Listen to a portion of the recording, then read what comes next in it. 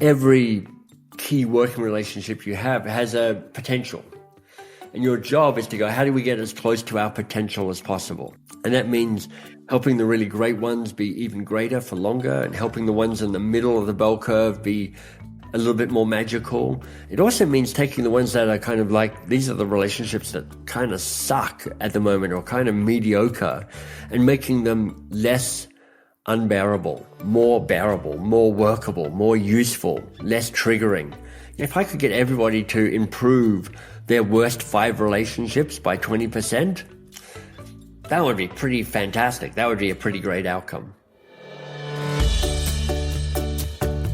Welcome to the Evolution Partners podcast, where I talk with the world's leading thinkers, planners, and doers who are helping to build great companies in their own way.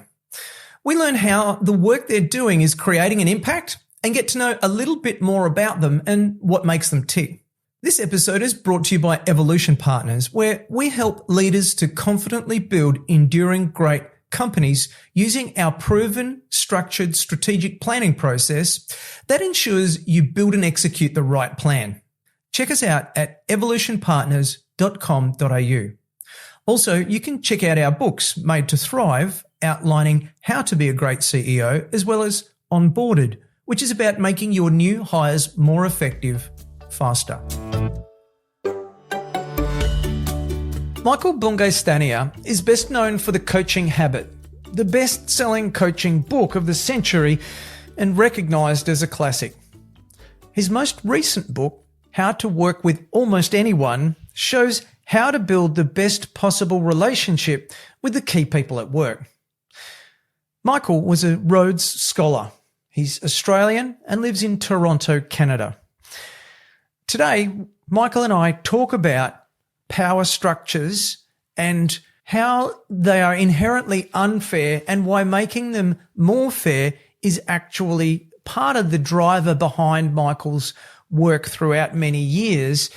And we talk about why the keystone conversations are so important from this book, How to Work with Almost Anyone, and why it's not only about new relationships, it's actually about any relationship that you could do with improving. I hope you enjoy my conversation with Michael Bungay Stanier. Michael, welcome. Thank you. Nice to be here. There's a lot of big problems that we face as humanity, and there seems to be very few leaders within the established power structures that are courageous enough and capable of leading us all to solve these problems. Through your work, I feel that there's a tapestry woven about humanity, about being human and maybe helping make the power structures in our society a little more fair. If that's potentially maybe something that resonates with you, how did you come to this place where you're trying to disrupt these power structures and help people in the way that you do? That's a great question. And I like how you're starting with the small things first to make it an easy way to kick things off. But you're spot on, actually. I very explicitly think about how power works. And I've also thought about, well, where does that even come from? Because actually, for most of my life, I've had a tendency to go, how do I zig when others are zagging?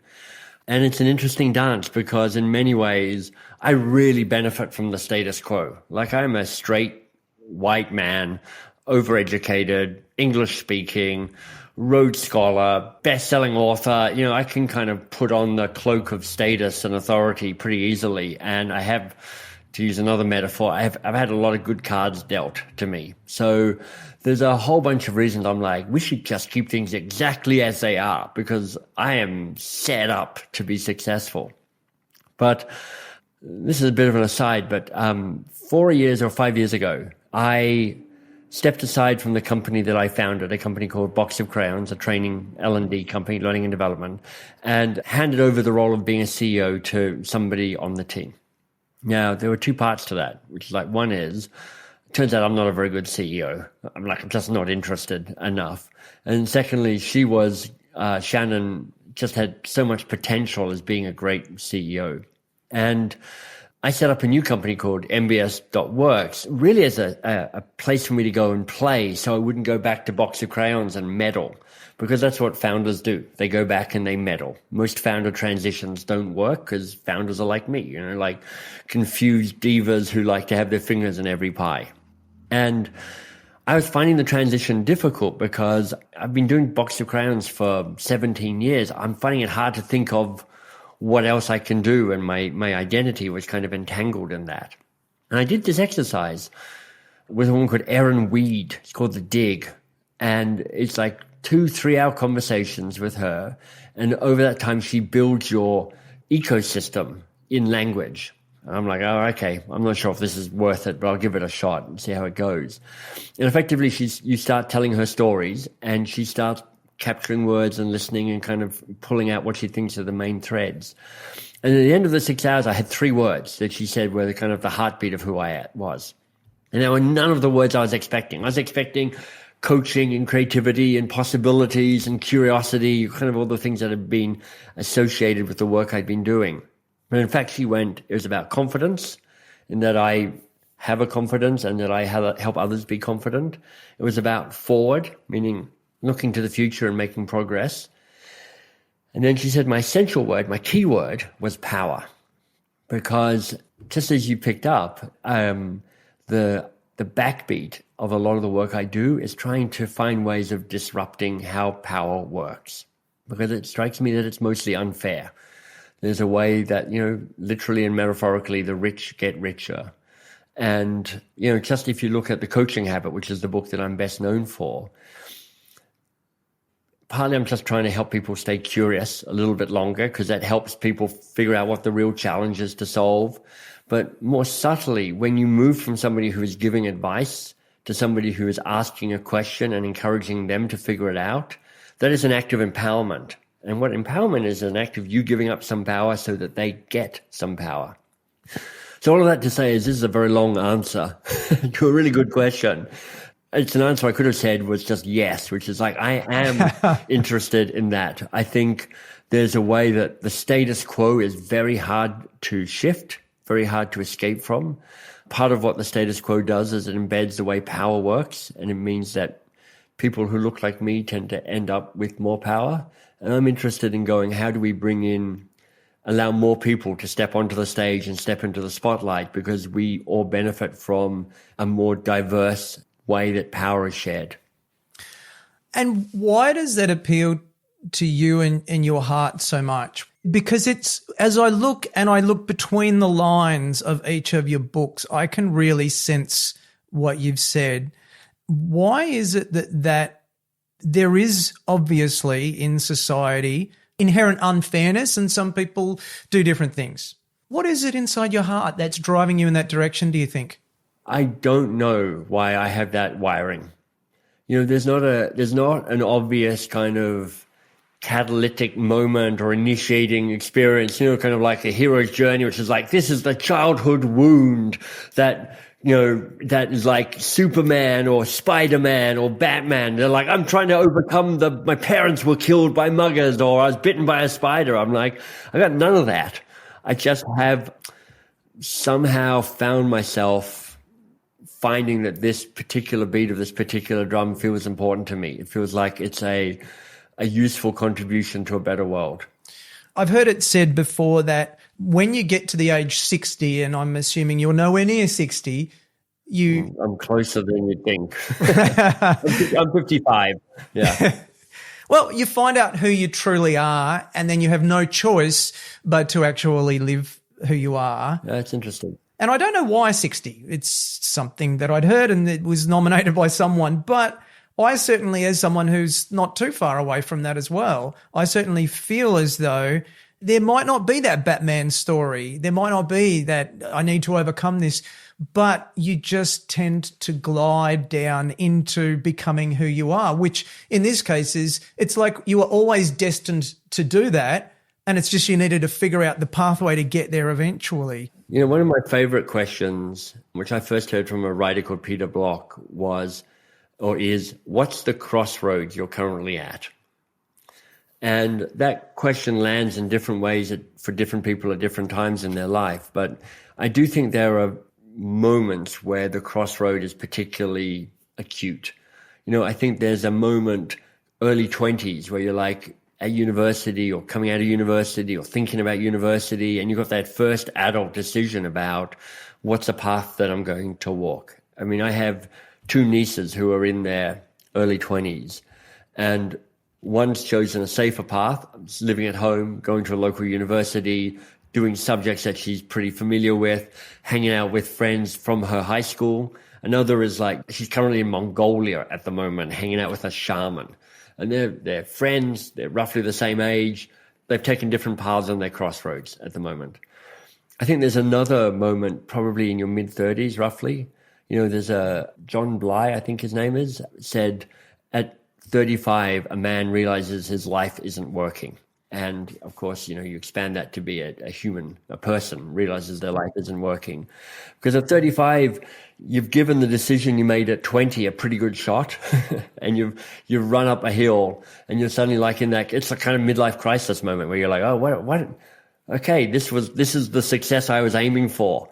It turns out I'm not as interested in that success as I thought. So that is another crossroad that feels more kind of alive to people. And then I do think there's this moment, in my experience, it's somewhere between 50 and 60, depending on just kind of other stuff, where you go, all right, I've climbed the first mountain, my first career, I've climbed that ladder somewhat. For those people who have children, most of their children are leaving, so you're kind of becoming an empty nester. And you're thinking to yourself, okay, so I'm 55, my age. I reckon I've got at least another 15 years in me. What's that take me to 70? Maybe a little bit longer, maybe 20 years. I'm not ready to retire, but there's a kind of societal pressure to go, can you move on now, please, so other people can take your role. So you're like, now you're going, so what do I do now? What's my second mountain, as the saying goes? And that's a crossroads that I'm interested in because I'm there myself, but I'm also helping other people with that, just to go. So, I wrote a book called How to Begin, and in that I'm like, the idea of a worthy goal is a goal that is thrilling and important and daunting. Thrilling meaning it lights you up. So I think that speaks to a little bit of like you becoming who you are. Important meaning that it contributes to the world, makes the world a better place. It's not just about you and badges and success, but it's a contribution, it's a legacy. And daunting meaning it's like it's the next level of growth for you. You're stepping out to the edge of who you are and what you know and what you've experienced to become, the next best version of who you are. And are you grappling with that at the moment? Because what I heard there was, I'm kind of thinking where I'm going. I heard it said recently that the outcome of good art is that you get to produce more art. Yeah. And so it's this ever turning circle. So if allegedly you had created good art, then the reward for that will be, well, you get to keep on doing it. Yeah. And so how are you dealing with that at the moment? Well, there's a degree to which I am trying to take my own medicine. So I go, what's my worthy goal for the next number of years? How do I think about that? There's a piece of poetry that I reference in that book, How to Begin. It's from a poem by Rilke called The Man Watching. And it's talking about wrestling with the angels, like if from the Bible's biblical story, Jacob and the angel. And you're like, okay, how do you wrestle with the angels? And Rilke's poem is wonderful because he says, look, most people never get to wrestle with an angel. Yeah. You only get to wrestle with an angel if you're doing something that really matters. And when you wrestle with an angel, you lose. Like nobody beats the angel. So the line in the poem, which I love, is like his goal is not to win, but to be deeply defeated by ever greater things. And this idea of I am trying to have the courage to be deeply defeated by ever greater things. So I sit there and I go, what is the next thing for me that I don't know how to do, that feels important, that will call me forth? And, what I notice is how tempting projects where I'm like, I can probably crack that and win that. I'm like, I can feel that. I could kind of probably make progress on that, as opposed to some projects not fully named yet where I'm like, that's going to be, I don't even know how to begin with that. That feels like a hiding to nothing, but deeply defeated by ever greater things. It feels like an ever greater thing. But that's what it means to be human. It's the journey, not the destination. Or if you watch any Hollywood movie or any movie really, it's all the plot. It's not, well, we started off and we had this and then that was the end. Like, it's the tension that makes it engaging and rewarding along the way. Yeah, that's true in theory. In practice, we love to win. In practice, we love to get the prize, to cross the finish line, to be rewarded, to have status, to not have failure. So, we've got that tension, which is, we unlock our greatness by working on the hard things. We get short-term shots of dopamine by working on the easy things. You mentioned Peter Block.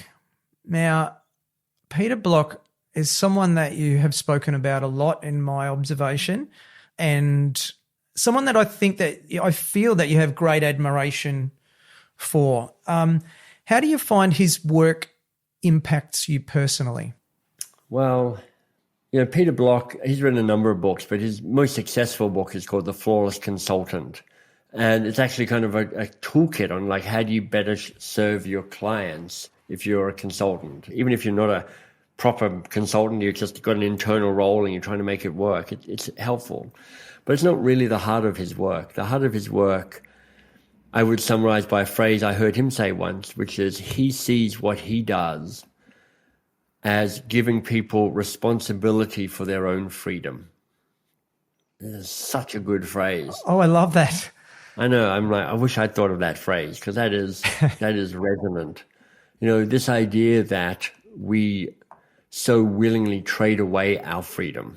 We so willingly move into parent-child relationships where we're the child or we're the parent, but we don't step into that place where you recognize that you are at choice and you make the best, bravest, most courageous choices that you can. And you take responsibility for that freedom to shape your life and to show up, in my words, doing things that are thrilling and important and daunting. So, Peter Block gave me that phrase.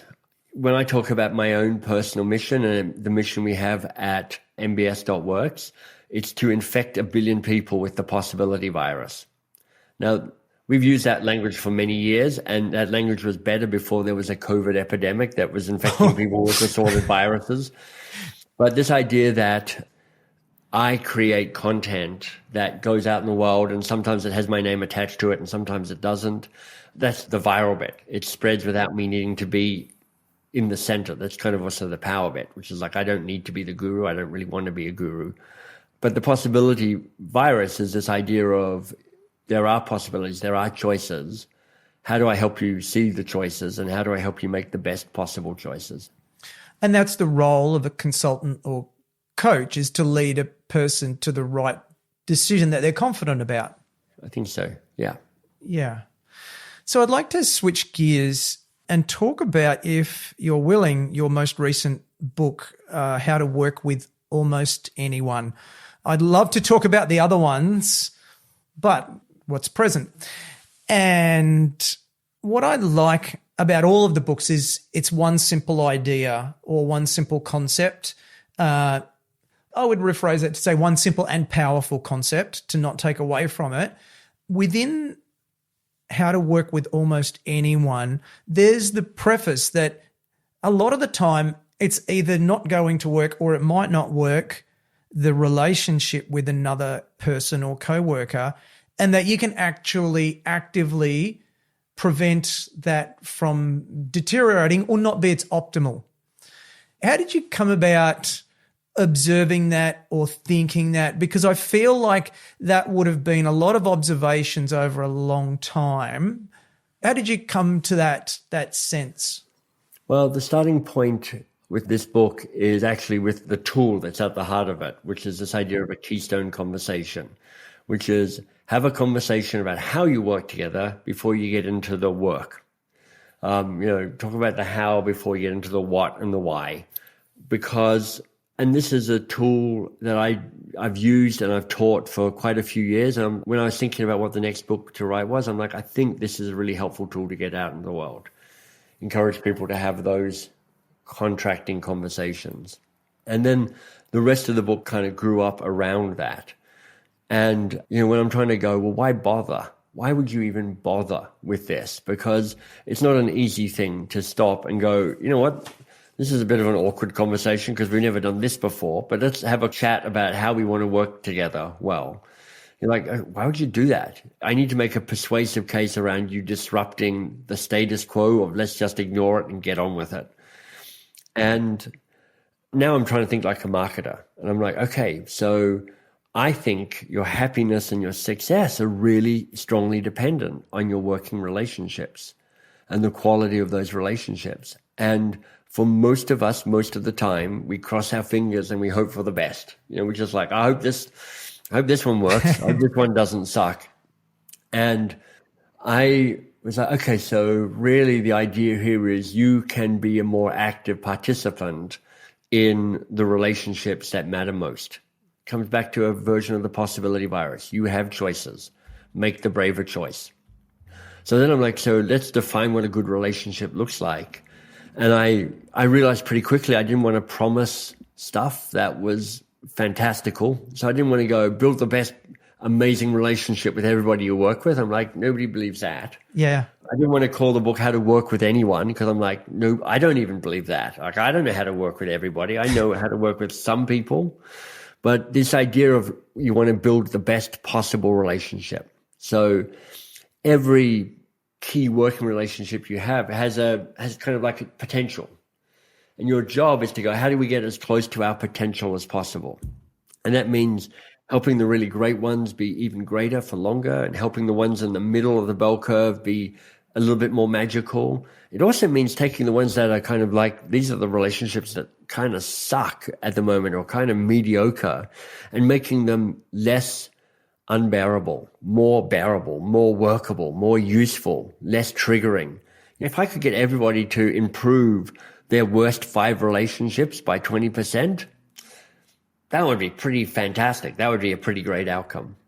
I think that's really the underperceived or the undermarketed part of the book, because how often do we actually bring on new relationships? Perhaps not that often. Right. But what I've found in the book is that's the gold, perhaps, that it's the ability to find relationship that's good but not great, or good but could be more functional, perhaps, and be able to reset and start again.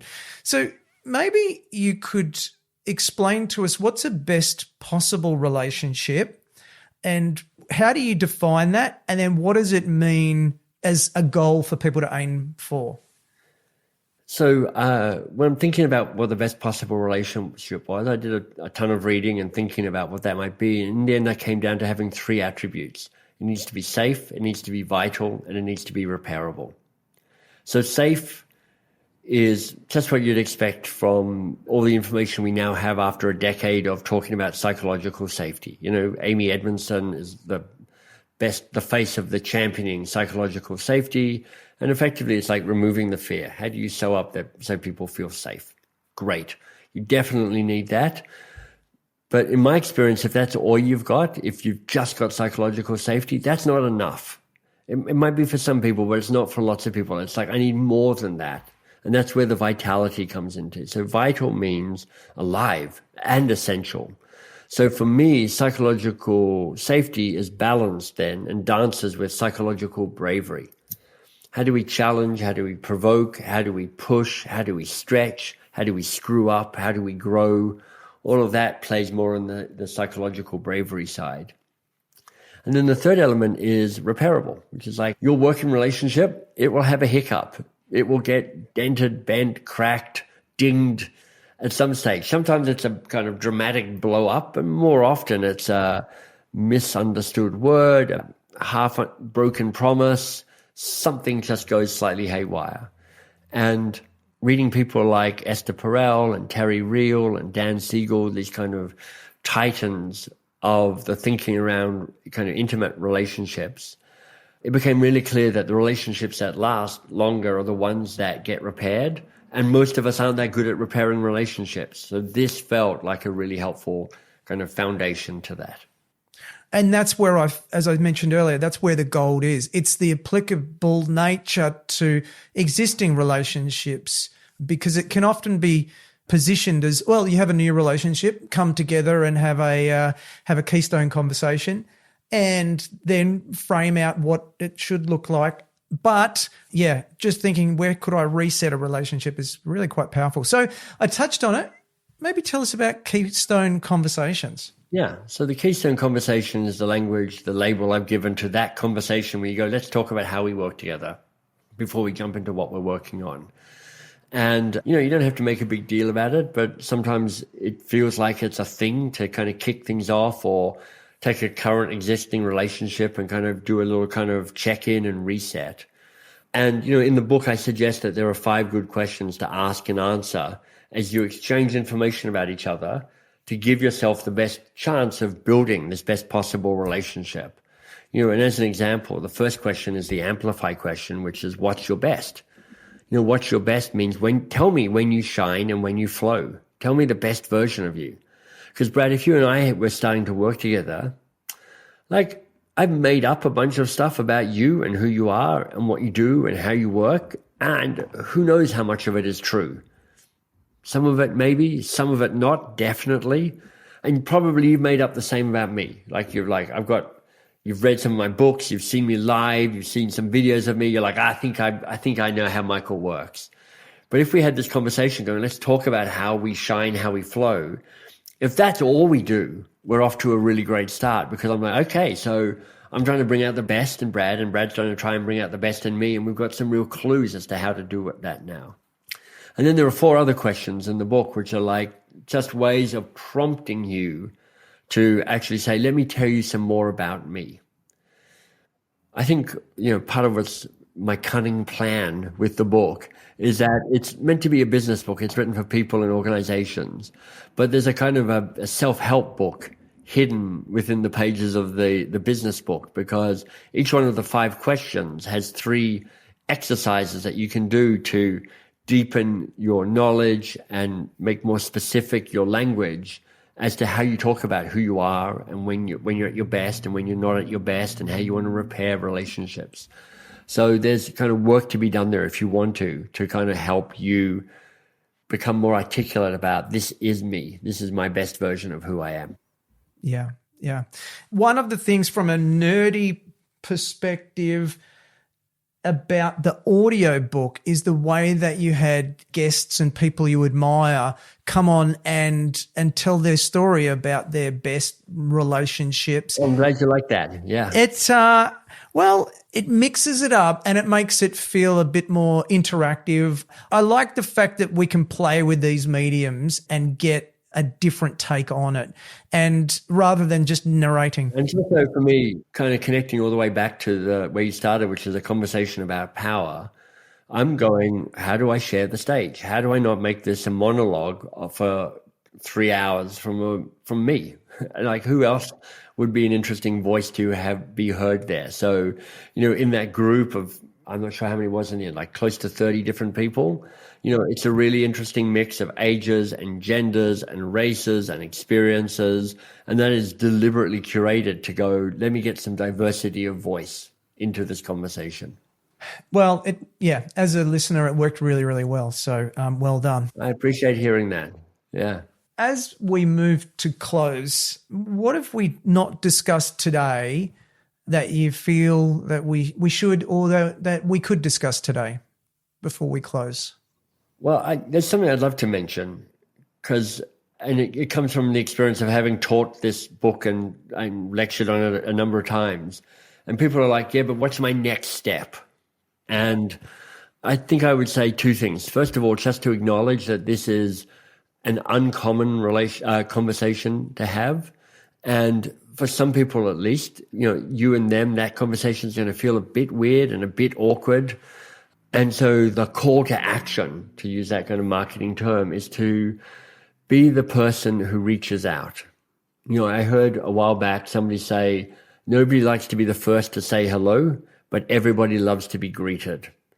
And, if you're the person and hearing this conversation with Brad and me today going, so there is one or two or three people who I would like to tinker with and kind of like see if we can improve the working relationship we have.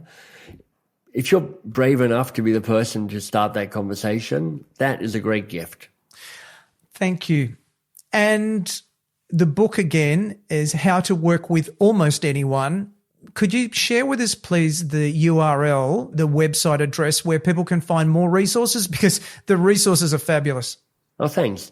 bestpossiblerelationship.com is the URL for the book. And you'll find downloads of the 5 questions. So if you're listening and you're like, Michael, you only told me one of the 5 questions. I'm like, I did that deliberately to provoke your curiosity. And you can probably Google what the 5 questions are. But if you want to get a download, you can then go to bestpossiblerelationship.com. But then I think the real gem in that resource is watching me and Ainsley, a colleague I work with, role model a Keystone conversation together, which was a genuine Keystone conversation. She'd just been promoted to a new role in my company. So she and I were kind of doing a little reset based on that. Okay. And where else can people find you? MBS Works and your podcast, 2 pages, I think it is? Yeah. So mbs.works is kind of the hub for the books and the free resources that come with all the books and some other courses and bits and pieces.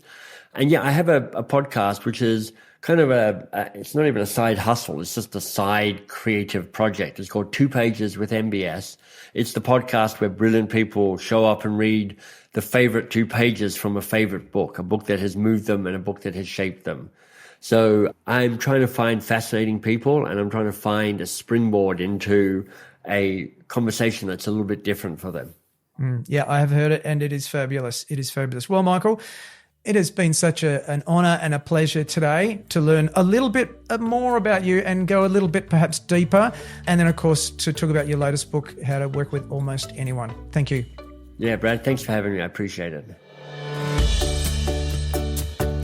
What a great conversation with Michael. You can see why he's one of today's greatest coaches and thinkers around the planning and thinking area.